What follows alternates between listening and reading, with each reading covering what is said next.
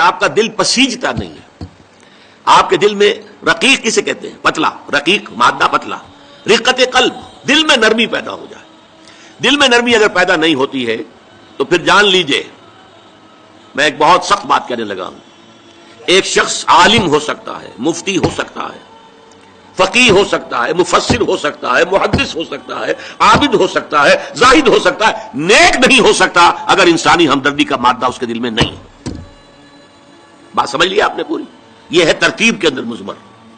نماز اور زکوٰۃ کا ذکر بعد میں، وآتى المال على حبه ذوي القربى واليتامى والمساكين وابن السبيل والسائلين وفي الرقاب، یہ پہلے آ رہا ہے. اور آپ میں سے بہت سے حضرات کو یاد ہوگی چوتھے پارے کی پہلی آیت، جو اس معاملے میں یوں سمجھیے قول فیصل، لن تنالوا البر حتى تنفقوا مما تحبون.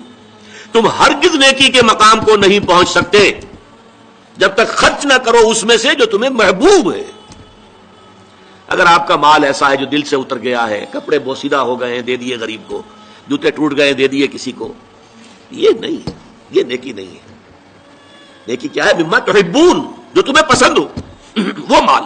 لن تنالوا البر، یہ نوٹ کر لیجیے جنہیں عربی سے کوئی تھوڑا سا بھی کوئی مس ہے کہ لام اور نون کے ساتھ جو نفی آتی ہے فعل مضارع کے اندر، اس سے زیادہ تاکیدی نفی نہیں. لن تنالوا البر، ہرگز نہیں پہنچ سکتے نیکی کے مقام کو، حتی تنفقوا مما تحبون، جب تک کہ تم خرچ نہ کرو اس میں سے جو تمہیں پسند ہو. اپنے محبوب مال کو جب تک خرچ نہیں کرو گے اللہ کی رضامندی کے لیے، اللہ کی رضا جوئی کے لیے، اس وقت تک نیکی کا مقام حاصل نہیں کر سکتے. حدیث میں نے آپ کو سنا دی، من یحرم الرفق، رفق کہتے ہیں دل کی نرمی، اسی سے لفظ رفیق بنا ہے. رفیق وہ ہیں جو آپس میں ہمدرد ہیں، غم گسار ہیں، ایک دوسرے کا درد بانٹنے والے ہیں، ایک دوسرے کے دکھ کو اپنے دل میں محسوس کرنے والے ہیں. میں نے ہمدردی کی وضاحت پچھلی نشست میں کی تھی. ہمدردی، ہم جماعت، ایک جماعت میں پڑھنے والے، ہم عصر، ایک زمانے کے لوگ. ہمدرد وہ جن کا درد جو ہے وہ کامن ہے، مشترک ہے، ایک کے درد کو دوسرا محسوس کر رہا ہے. خنجر چلے کسی پہ تڑپتے ہیں ہم امیر، سارے جہاں کا درد ہمارے جگر میں ہے. یہ ہے در حقیقت نیکی کی اصل روح. میں پھر دوہرا رہا ہوں، جس میں یہ نہیں ہے. جو بخیل ہے، جو کٹھور دل ہے، جو سخت دل ہے، وہ عابد ہو سکتا ہے، زاہد ہو سکتا ہے، مفسر ہو سکتا ہے، محدث ہو سکتا ہے، فقیہ ہو سکتا ہے، مفتی ہو سکتا ہے، لیکن نیک نہیں ہو سکتا. یہ قرآن کا فتویٰ ہے، لن تنالوا البر حتى تنفقوا مما تحبون. پھر اس میں ایک بات اور نوٹ کیجئے، اس میں ترتیب بھی لازمی ہے. سب سے پہلا حقدار جو ہے آپ کے نیک سلوک کا وہ آپ کے قرابت دار ہیں. الاول فالاول، الاقرب فالاقرب. ہمیشہ قرآن مجید میں سب سے پہلے ذی القربیٰ، وآت ذی القربیٰ حقہ والمسکین وابن السبیل ولا تبذر تبذیرا. یہ بھی ہمارے منتخب نصاب کی آیت ہے سورہ بنی اسرائیل کی. اور تم حق ادا کرو جو ذی القربیٰ ہیں، قرابت دار ہیں، رشتہ دار ہیں. یہ خاص طور پر بات کیوں کہی جاتی ہے؟ عام طور پر قرابت داروں میں، قریبی رشتہ داروں میں شکر رنجیاں ہوتی ہیں. اب فلاں جو ہے، فرض کیجئے کہ کوئی چھوٹا بھائی فوت ہو گیا یا بڑا بھائی فوت ہو گیا ہے، اب دوسرا بھائی جو ہے اچھا ہے، جو فوت شدہ بھائی ہے اس کے حالات اب خراب ہیں، بیوہ ہے، بچے ہیں، کوئی ذریعہ معاش نہیں ہے، اور یہ شخص جو ہے وہ صاحب ثروت ہے، صاحب دولت ہے.